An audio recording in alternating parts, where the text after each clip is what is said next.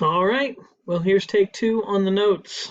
For those of you not in period one, you'll learn that I did these notes once and then realized that the microphone was not working. So there's going to be a couple versions on YouTube, and I'll get you the better link when I assign it to you during your class. Anyway, hope you had a good weekend. Here we begin our final week before we have our spring break. Yay! But anyway, I know you watched the video about the interview from Oprah Winfrey of Elie Wiesel, and I know some of you had seen it already, but I wanted to give you some notes. I'm not asking you to read any notes from the textbook on the Holocaust for this unit, but I just wanted to give you some basic information. All right, so first, basically setting the scene, the early timeline. So we know that 1933, Hitler becomes the leader, the Chancellor of Germany. Way back in the 20s, when he was becoming a fascist leader of the Nazis in the early 1920s, 21, 22, he was already talking his ideas about his anti-Semitic ideas, his ideas about his hatred for the Jews. In Mein Kampf, when he was in jail in 1924-25, he wrote Mein Kampf, My Struggle. He was writing about anti-Semitism there as well. So we know that the ideas go back to his roots, but in 1933, when he comes to power, he finally starts to have the power to do something about it.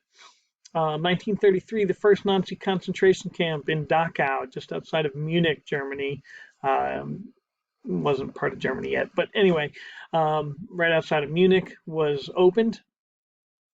It was initially just for political prisoners. That did not mean it was just for Jews. Anyone who opposed the Nazi religion basically was potentially held in a place like Dachau. All right. In 1935, this was the sign, this was the time when things started to change for the Jews. Specifically, the Nuremberg race laws began to be passed. And this was a series of laws limiting, restricting the rights of the Jews in Germany. So Jews were denied German citizenship. They were not allowed to marry non-Jews. The jobs that they could work were restricted. Their movements started to began to be restricted. They had to start wearing this patch, the patch on the screen, the Jude, meaning a Jewish person, Star of David, the yellow patch needed to start being worn. So these Nuremberg laws basically started to restrict the Jewish population within Germany.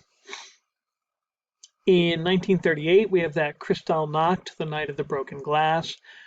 This was led by Nazis and taken on sort of in a mob kind of attack. People just pulled out of their homes, attacked, beaten, killed. Over 100 Jews were killed in this night.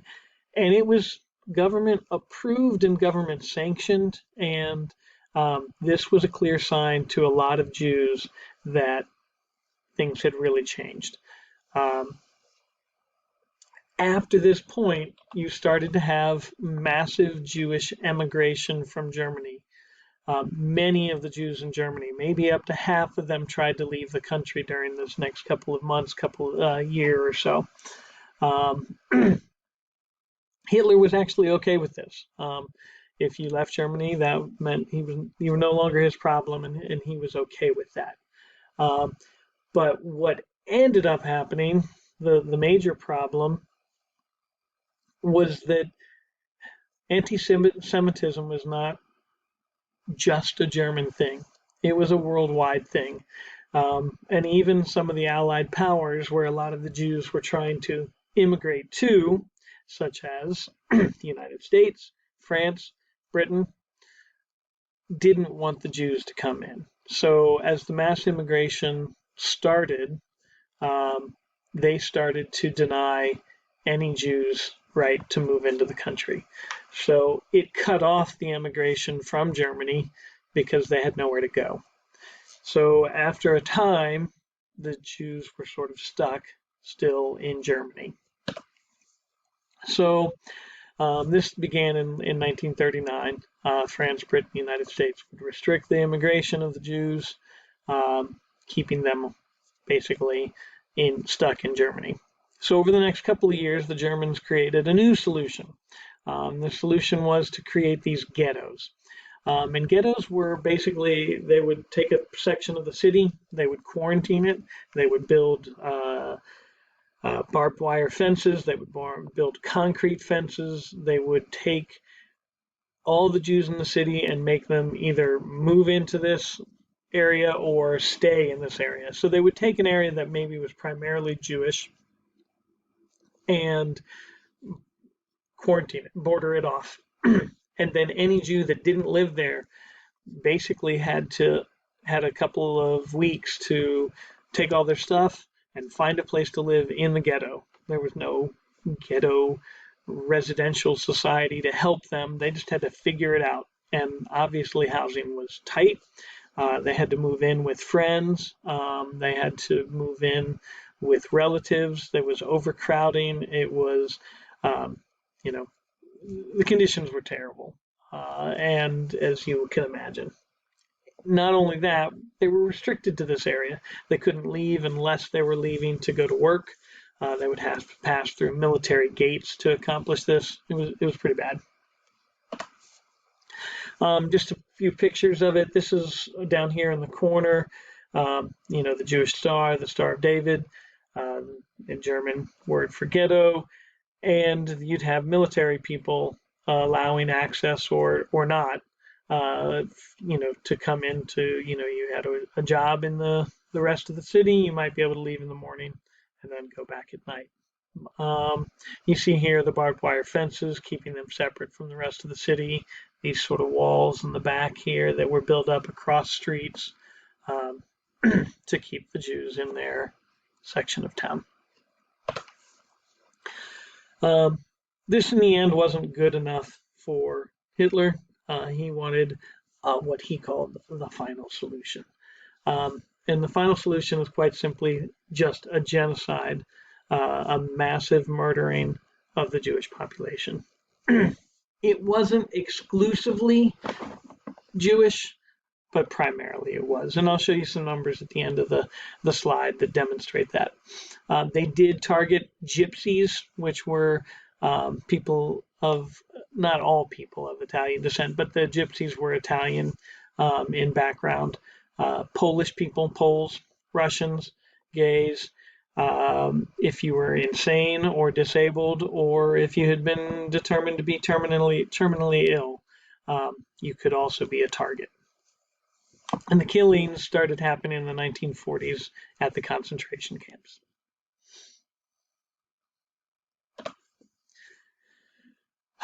This is just a collection of some of the pictures. Up here in the top left, this was one of the gas chamber rooms. A lot of the people were told that they were going to be entering a shower. And so they would come down in mass numbers and they would get into this room. The doors would be locked and they would put a poison gas in that would kill them. This is one of the crematoriums. Fellow Jews were forced to take the dead bodies and burn them. And so they would slide them into the ovens and then destroy the ashes. This is a mass grave, just obviously devastating number of human life lost. And then over here, I know in the book Night, he refers to one point a pile of shoes as well. This is just one of the piles of shoes that they found. Let me move my cam over here. And this is actually a picture that includes Elie Wiesel. I believe he's this gentleman here. And so the concentration camps were not just about killing, which of course they were primarily. They would use the labor that was most able to do work, slave labor, produce things, factory, all sorts of kinds of things, anything they could gain from the use of the Jews, they would.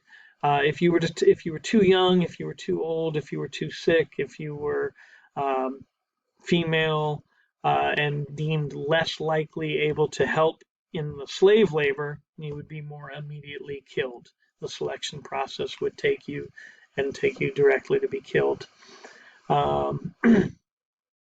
You may remember in Night, he's told to lie about his age, to say he's older than he is, which gave him the chance in the end not to be killed initially, but to survive. So, all right. So for the Germans, they determined that gas chambers would be better than bullets because they needed the bullets for the war effort. So they didn't line them up and shoot them. They put them in these gas chambers. Auschwitz was the largest of the 6 extermination camps that they had.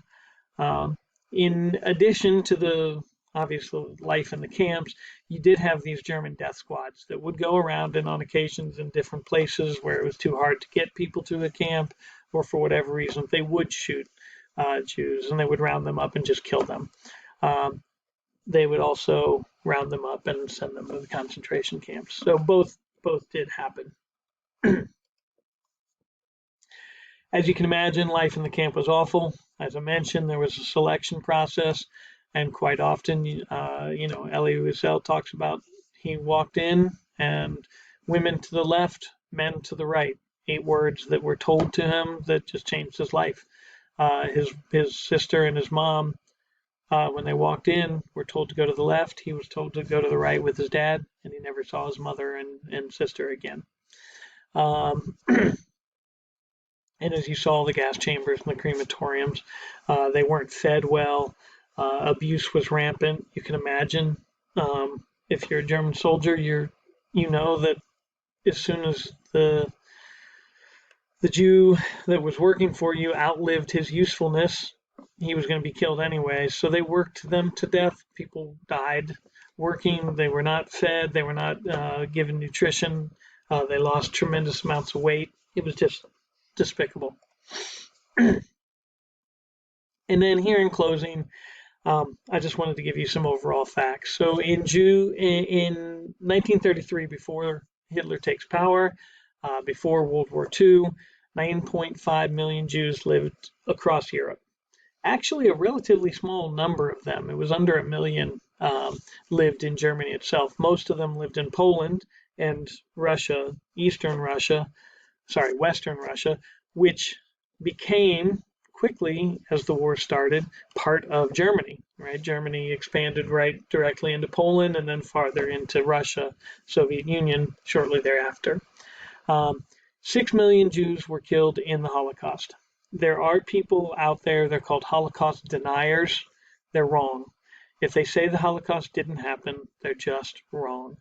And it's a different brand of anti-Semitism. It's this kind of idea that they're trying to deny reality and say it didn't really happen. They're wrong. It did happen. 6 million Jews were killed. In 1950, the number obviously is 6 million fewer. Jews in Europe had gone from 9.5 to 3.5 million.